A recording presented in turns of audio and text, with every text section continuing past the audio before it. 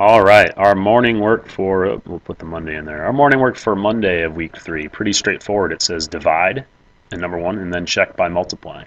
So we have 158 divided by 6. I always like to remember, does McDonald's sell cheeseburgers? That is divide, multiply, subtract, check, and then bring down. So we have 158 divided by 6. We're going to put the 158 inside of our division box. The 6 goes on the outside. Our first step is to divide. So we're going to say, can 6 fit inside 1? And we know that it cannot. So we're going to move on to the next digit. So we're going to say, can 6 fit inside 15? It can. How many times? 6 goes into 6 times 1 is 6. I think you can go in further. 6 times 2 is 12. 6 times 3 is 18. Well, that went over, so it's going to be going there twice. So we're going to write our 2 above that 5, keeping our numbers in line.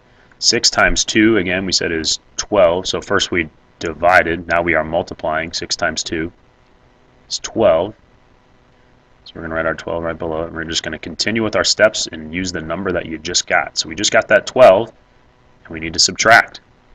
15 minus 12, we get 3 left. The number we just got is a 3, and our next step is to check. We're going to check. Is 3 less than 6? By the number we're dividing by. It is less than that number. So our last step is to bring down. We're going to bring down this 8.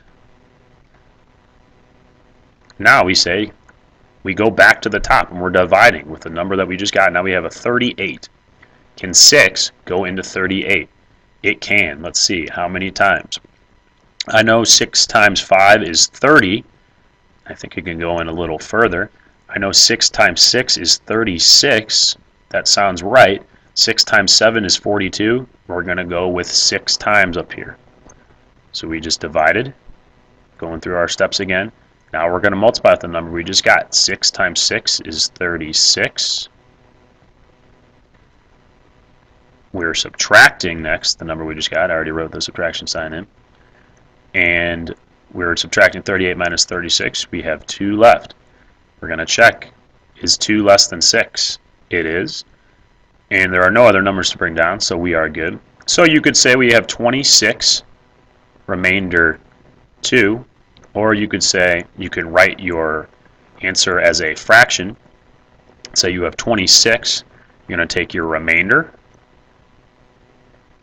and put it in as your numerator, and you're going to take your divisor and put it as your denominator. 26 and 2 6 would reduce to 26 and 1/3. So you could say 26 remainder 2, or you could say 26 and 1/3 right now. You would check your answer by multiplying. So to multiply, I'm going to do 26 times 6. 6 times 6 is 36. Bring over my 3. 6 times 2 is 12. Plus 3 is 15. I get 156. That doesn't equal 158, but I did say I have a remainder of 2. So add your remainder plus 2, and you get 158. So that is how that one checks out.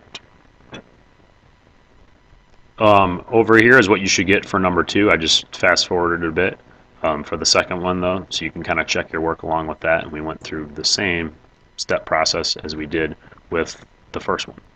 All right, moving on to number 2 real quick.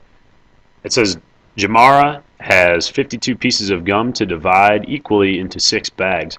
How many pieces of gum will go into each bag? What will you do with the remainder? So they're asking 2 questions, and let's figure out what they want us to do. I see some keywords in here. It says divide, first of all. Well, that's telling me I need to divide. I also see the word each. When I see both of those words, I'm thinking division. Turn that question into a statement. So say, how am I going to answer this question when it's all said and done?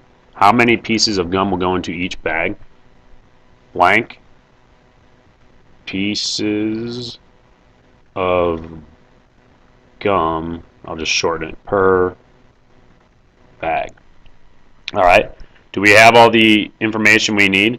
Well, it says she has 52 pieces total, and she wants to divide them equally. That's another keyword, divide equally into 6 bags. So we're going to take 52 and we're going to divide by 6, put our 6 inside the box. Remember, does McDonald's sell cheeseburgers? Remember those steps. 6 can't go into 5. 6 goes into 52 how many times? Well, 6 times, I know 6 times 5 is 30. It's got to be higher than that. Let's go 6 times 10 is 60. It's got to be less than that. 6 times 8 is 48, so we're right in there. Let's try that one. 8 times 6, again, we said 48. 52 minus 48, I'm in that subtraction spot. Subtract, I get 4 left. Now I have a remainder. What do I do with that? It said how many pieces of gum go into each bag. Jamara has 52 pieces to divide equally into 6 bags.